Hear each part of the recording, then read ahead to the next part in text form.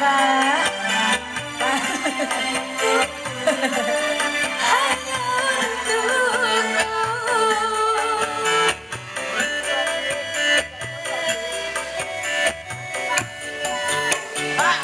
Berbagi buat rekan-rekan kita yang terkena musibah longsor di Salam dan juga banjir di Brebes ya. Terima kasih Pak.